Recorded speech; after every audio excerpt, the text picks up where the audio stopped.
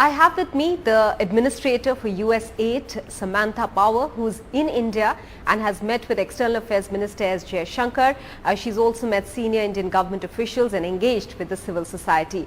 Many thanks for speaking with NDTV. My first question is with regards to food security and especially in the context of the war in Ukraine.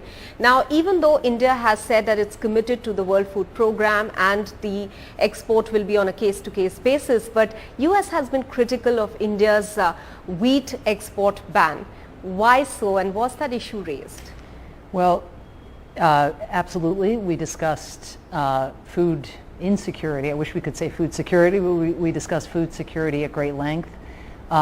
We discussed some of the exceptions that have been made for humanitarian emergencies to the export ban. And of course, Indian officials shared the significant needs that exist here in India given the smaller than expected wheat harvest brought about by the heat wave in March. So look, every country has to make sovereign decisions, and of course all of us look out for the well-being of our citizens. That's natural. I think we have observed, through the years that sometimes these export restrictions don't go the way that they are intended, even in terms of domestic well-being. But what's really important is just that the process be transparent, that it be equitable, and that we find lots of additional ways to work together to address the food security crisis. So I do think India will make its contribution. I think 50,000 tons of wheat are on their way to Afghanistan if they haven't arrived already. But Indonesia just had an export restriction on palm oil and was able to lift it quickly, seeing some of its domestic effects, but also its global effects. And so we are hopeful that, any of the countries, and there are 24 countries so far that have put in place export restrictions or bans, that the time will come where they will feel that they'll be able simultaneously to advance the welfare of their own citizens and, bring that food back onto the global market. So do you think the situation is going to ease up now since there has been an agreement between Ukraine and Russia brokered by UN and Turkey to lift the wheat from Ukraine via the Black Sea? Well, it could be a very important agreement. 20 million metric tons have needlessly been trapped by Russian forces who are patrolling in the Black Sea, blocking the export of wheat, which is so critically necessary around the world. I was just in Somalia. Somalia is on the brink of a famine. More than 50% of their wheat comes from Ukraine and is trapped there in the ports.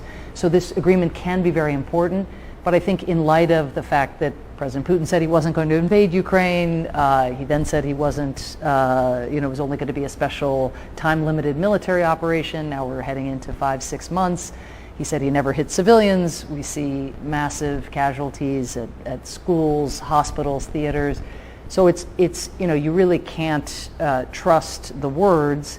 And indeed, when the agreement was signed, within 24 hours, the ink was not yet dry even on the agreement, and Russian forces bombarded the Odessa port, and that infrastructure there is critically important to getting the grains out. So I think one can bring a healthy skepticism born of recent events and more long-standing events, while also recognizing that this could be a lifesaver.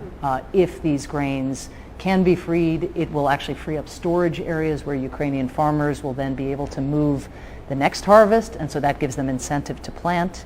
If they see that those grains are trapped, they have no incentive to plant, and you'll see food stocks, depleted in a much longer term sense.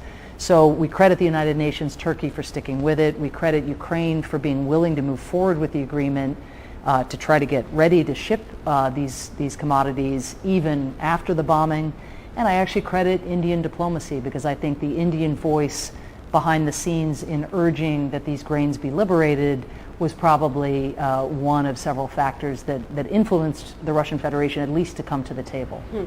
You think the neutral position that India has taken has helped in some way to keep the channels of communication open? Well, we have a difference, obviously, and it's a difference we discuss often behind closed doors, and everybody knows our position, which is that when one sovereign nation, one member state of the United Nations, a permanent member of the UN Security Council, we know how important that is, and that aspiration is to India. Well, Russia has one of those precious permanent seats, and to use its stand, its position, its heft in the international system to also block any kind of sanction, in the UN Security Council, the premier body to promote international peace and security, and to gratuitously, needlessly just invade a neighbor, making up conspiracy theories about threats that were non-existent. Ukrainian forces weren't even, positioned to respond to the threat, never mind to constitute a threat to Russia, and so many lies and false pretexts. And so when something like that happens, the United States feels so strongly that we, all members of the international system, have an interest in joining together and condemning actions of this gravity and savagery, really. India has a long tradition, of being non-aligned, and it has made tremendous progress making its own sovereign choices for itself. Of course, we believe that the more countries that stand together, the more likely we will be, to exert influence collectively over President Putin's calculus, because we want this war to end. We want him to cease these attacks. But understanding, again, that every nation makes decisions for itself, we definitely appreciate as well the channel that India retains with the Russian Federation, and especially when that channel is used in promotion of humanitarian objectives. So if there's an understanding of India's position, is there understanding of India's decision to take discounted oil from Russia, as well as the increase in taking fertilizer or importing fertilizers from Russia as well? Well, we think, again, it's essential, if we are not to live in some chaotic Hobbesian world where countries are invading other countries and bombing theaters and ports and railways and civilians, we think it's really important that a price be paid for those kinds of actions, for that kind of aggression. Sanctions is, the